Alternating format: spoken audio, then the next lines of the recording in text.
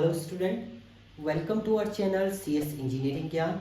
आज के operating system के ट्यूटोरियल में हम लोग देखेंगे, टॉपिक है हमारा नॉन कंटीजियस मेमोरी एलोकेशन।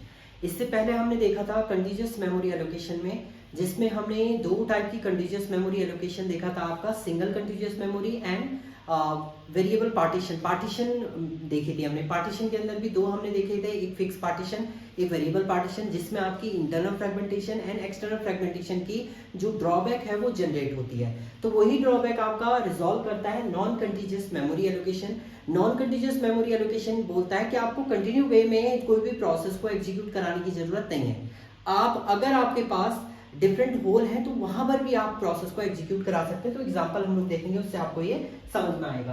तो सबसे पहले अगर हम डेफिनेशन की बात करते हैं तो non contiguous allocation also known as a dynamic और लिंक एलोकेशन, इसे हम लोग डायनामिक एलोकेशन भी बोलते हैं और लिंक एलोकेशन भी बोलते हैं। जैसे आपका लिंक लिस्ट कंटिन्यू वे में आपका एग्जीक्यूट करता है, दूसरे का एड्रेस स्टोर करके रखता है, उसके बाद आपकी वैल्यू को स्टोर करता है। सेम आपका यहाँ पर नॉन कंटीजियस मेमोरी एलोकेशन के अंदर होता है।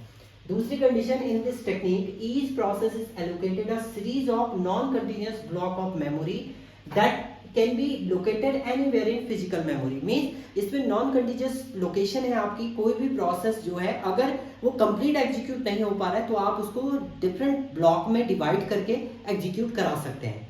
And there is no loss of memory in this allocation. इस एलोकेशन में आपका कुछ भी लॉस नहीं होता है मेमोरी का। सो फॉर एग्जाम्पल, अब एग्जाम्पल की हम लोग बात करते हैं। मान लीजिए हमारे पास ये आपका मेन मेमोरी है जिसमें कुछ पोर्शन आपका ऑपरेटिंग सिस्टम के लिए है। उसके बाद पहले से हम लोग फिक्स करके चलते हैं मेमोरी में, ये आपका 2 MB का है, ये 5 MB का है, ये 3 MB है और ये आपका 4 MB का स्पेस है। एंड यहाँ पर 2 MB आपने ऑपरेटिंग सिस्टम को दे रखा है। मान लीजिए आपके पास प्रोसेस आए P1, P2, P3, P4 and P5। P1 को एग्जीक्यूट होना है 2 MB, P2 को एग्जीक्यूट होना है 3 MB, P3 को एग्जीक्यूट होना है 5 MB, P4 को एग्जीक्यूट होना है अपना 9 MB एंड P5 को एग्जीक्यूट होना है 15 MB। इसको हम लोग ले लेते हैं 9 एंड 15 ले लेते हैं। तो क्या होगा आपका, देखिए सबसे पहले P1 आया, P1 ने देखा एग्जीक्यूट हुआ, यहाँ पर P1 आपका एग्जीक्यूट हो जाएगा, 2 MB एग्जीक्यूट हो जाता है, 2 MB का स्पेस इसको मिल गया। P2 कहीं भी एग्जीक्यूट हो सकता है, जरूरी नहीं है कंटिन्यू वे में P1 के बाद P2।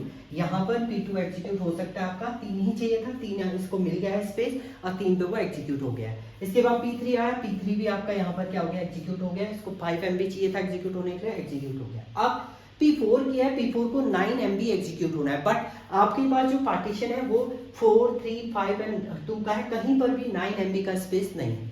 मान लीजिए इसमें से इन सब ने एग्जीक्यूशन किया और इसके बाद P3 ने कंप्लीट कर लिया एग्जीक्यूशन और वो यहाँ से क्या हो गया, एग्जीक्यूट होके बाहर निकल गया, हमने डी एलोकेट कर दी उसकी मेमोरी। अब देखिए P4 आया तो आप इस P4 को दो पार्ट में डिवाइड कर सकते हैं। एक पार्ट आपने बनाया 4 MB का एंड दूसरा आपने क्या बना दिया इसे 5 MB का। तो आपने क्या किया, आपके पास दो स्पेस थे, 4 MB का एक स्पेस था, एक आपका 5 MB का था। तो 4 MB को तो आपने यहाँ एग्जीक्यूट कर दिया, 4 MB का आपका P4 डैश हम कर देते हैं एंड 5 MB आपने यहाँ पर एग्जीक्यूट कर दिया P4 को एज ए डबल डैश। तो देखिए यहाँ पर नॉन कंटीजियस मेमोरी एलोकेशन है, पूरा एक साथ आपको एग्जीक्यूट करने की जरूरत नहीं। इसमें आप सब पार्ट में तोड़ के किसी भी प्रोसेस को सब पार्ट में डिवाइड करके आप एग्जीक्यूट करा सकते हैं। तो वही हमने यहाँ पर किया कि हमने उसे सब पार्ट में एग्जीक्यूट तोड़ा और उसके बाद क्या कर दिया, उसे एग्जीक्यूट कर दिया।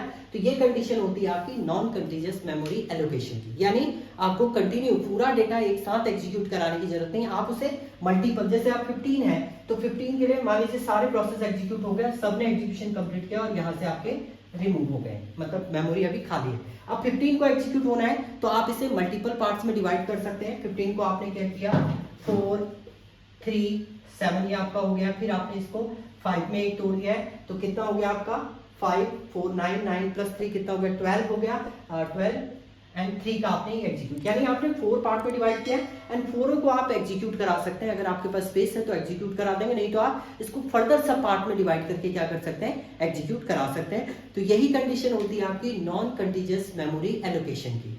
तो मतलब एक प्रोसेस को पूरा आपका एक साथ एग्जीक्यूट कराने की जरूरत नहीं है, आप मल्टीपल पार्ट्स में इसको डिवाइड करके, ब्लॉक में डिवाइड करके आप एग्जीक्यूट करा सकते हैं। इसके अंदर आपकी दो सब टेक्निक यूज होती हैं जिसमें हम लोग यूज करते हैं। फर्स्ट होती है आपकी पेजिंग एंड दूसरी होती है आपकी सेगमेंटेशन।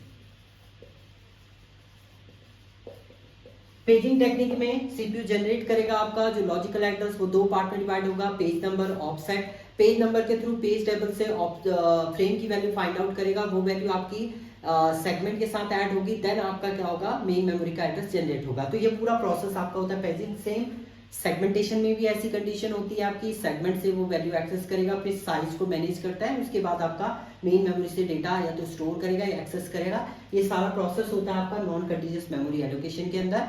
आगे नेक्स्ट ट्यूटोरियल में हम यही देखेंगे आपका पेजिंग क्या होता है, सेगमेंटेशन क्या होता है, ये इंपॉर्टेंट टॉपिक है। तो नेक्स्ट ट्यूटोरियल में हम लोग इनको देखेंगे। Thank you student.